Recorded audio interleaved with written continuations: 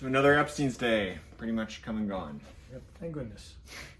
It's a lot of work, but it was very successful. Every year we write will give us a nice chunk of cash to make some custom shirts. And we made a nice one this year. My girlfriend, Kimmin, drew this. And there are some people that are asking about the symbolism or what it, and there's a lot on there. So I thought maybe it would be good to just talk about it and go through it, because there's some good surplus history hidden in this shirt. I live in KCK. There's a lot of stray animals where I live. Cats and dogs. I think a week doesn't go by that I see a pack of stray dogs running around, almost as if they're straight out of the Looney Tunes cartoon. You know, remember where there's always like one big dog and one kind of like little yappy dog that was always running around? It's always just a total motley crew. But then there's also lots of stray cats, and you kind of have to choose which one you're going to feed. And so I feed all the stray cats. There's one that comes by all the time. He's kind of the grizzled, older Heathcliff Garfield-looking cat, and so that was inspired from him. He has a name tag that says Big Al. Right. Do you want to just talk about Big Al? Who Big Al was? We could spend 20 minutes. That's fine. Yeah. So, Big Al was a surplus guy, an old surplus guy that my grandfather was friends with, and we were friends with. And where to begin with his stories? We'll begin when Jory was in high school, because Big Al, he would just buy anything. He was buying from like RSO, right? Yeah. Things that fell off the back of a truck, but got damaged, that kind of stuff. Yeah, but he'd buy all kinds of deals, and it turned out the big bowling alley in Kansas City had made their own bowling shirts. King Louie. And he bought thousands of these bowling shirts and then left them up in his building.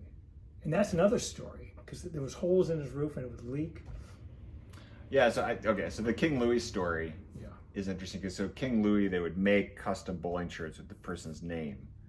But then every once in a while they would misprint something, or something wouldn't happen and the person returned it, or they didn't want it. And so back then they would just take all these shirts, and then when they got enough of them, they would drive out to the middle of the field and they would have a hole, and they would just throw the shirts in a hole. And somebody found out about it, and they would dig them, they would take them out of the hole, and they would go back and return them to King Louie.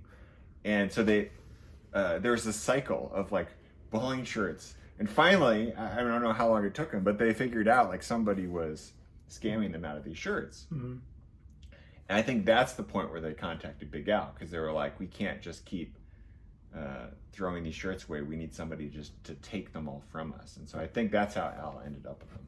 Right. So Al, he was very thrifty, and he had a number of buildings, and I think they all had leaks in the roof. But rather than put on a new roof on the main building, he ran a hose up through the roof at the very lowest spot, cut it off flush, and attached it to the nozzle on the ground floor. And whenever it would rain, he'd turn the nozzle on to get the water flowing up. And then he'd turn the water off, unscrew the nozzle, and let the water start draining out. And that would create a suction. Yeah.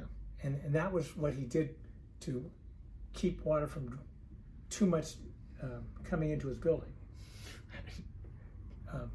But it wasn't foolproof, and so water came in, and so a number of the shirts were kind of damp or moldy. Yeah.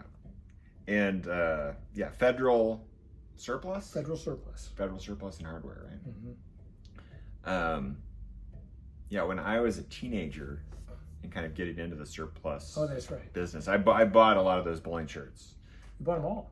I didn't buy them all. Oh. There was thousands and thousands. I mean, you would go, in order to get to the second floor, you had to climb over a staircase that was full of rusted hot water heaters.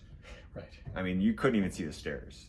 and you climbed up there, and then there was an entire second floor, and you waded through bowling shirts. It was waist deep. Oh, I remember there was a room that was just filled with discarded shirts.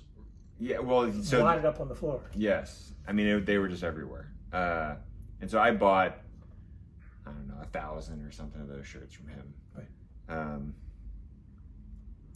But so when Al died, the place was a mess. I mean, he knew where everything was. Right. Like if you asked him where something was, he could walk you through. There was no shelves. It was just giant piles. And you would just, the piles. There was no aisles either. Yeah. It was all filled with crap. The piles would create these narrow little aisles that you would kind of like snake your way through. Of course, there wasn't a lot of light either. Right. So you'd have to have a flashlight. And he would, if you ask him where something was, he would walk you back there, dig through a pile for a while, and pull out what you needed. Right. Tragically, Al was murdered. Yeah. And it was terrible. And they know who did it. Yeah. And they just never didn't have enough to put it on him. But anyway, his wife commented after the fact, in this memorable line, she's saying, "If I would have known the mess that Al was going to leave me, I would have killed him myself." Yeah. So as a teenager, I worked with Dick Job, right?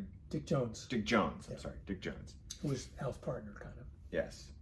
And we tried initially to find what was worth selling and clean that place out. Right after he was murdered. Yeah.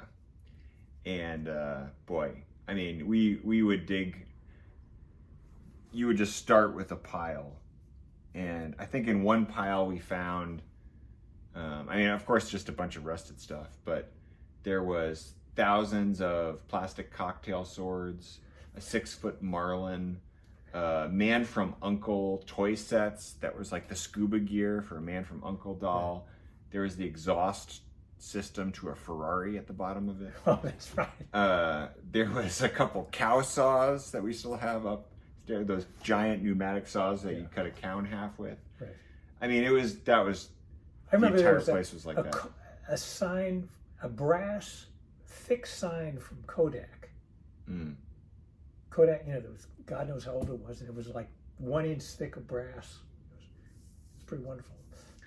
He also had, as we went further into the depths, he had a whole pallet. It was these giant glass containers, and it was just of this like thick, yellowish, deep yellow liquid, and there was just a label across it that says "for military use only."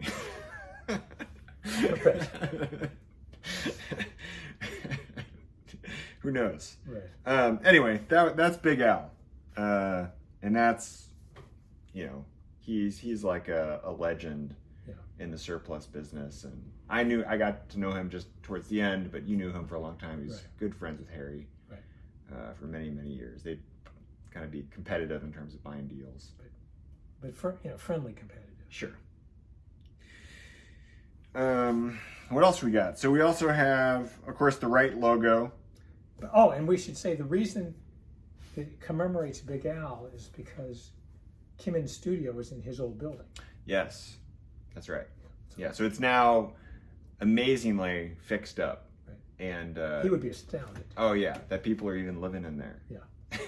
I still don't kind of believe it, but yeah, people live in there now, and it's like artist studios and different shops and things like that.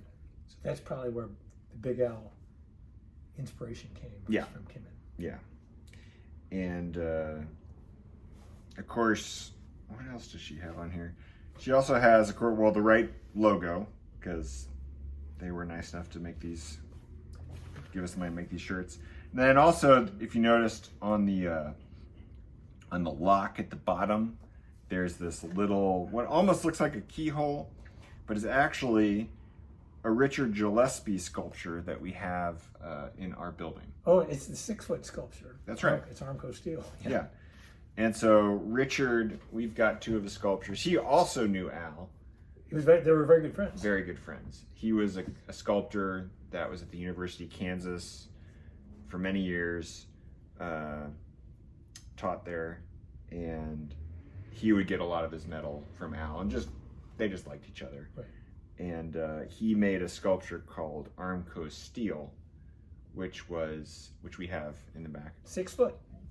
Yeah. On wheels. And it was based off of the steel plant that used to be here called Armco. And I think they used to make steel wire. And they had a giant, they would melt everything down with these giant electric coils. So it was like this cauldron, just molten steel. And then they would pull thin wire out of it.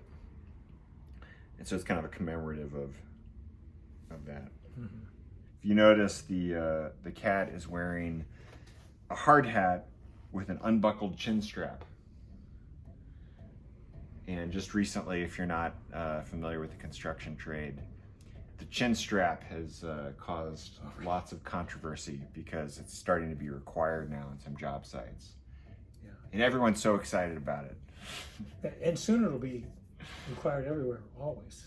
That's what they keep saying. That's the industry standard. Yeah, that's what they keep saying. Yeah. Anyway, I think that's about it, right? Oh, the saw blade. The saw blade behind his head. Your sister, Nancy, Right. back in the 70s, 80s, when did she paint that, you think? I guess it doesn't matter. But anyway, she, at some point... It was probably in the 60s. Really? Yeah. As she painted a logo of Epstein's on this circular saw blade. Right. And when I first started building the website, I thought it was really cool, and I took a picture of it and used it as our logo, even though we're terrible for selling circular saw blades. Right. But I still, really awful. People come in, I'm just like, don't buy What about circular. this? Is this anything? No, I think that's just something Kim did.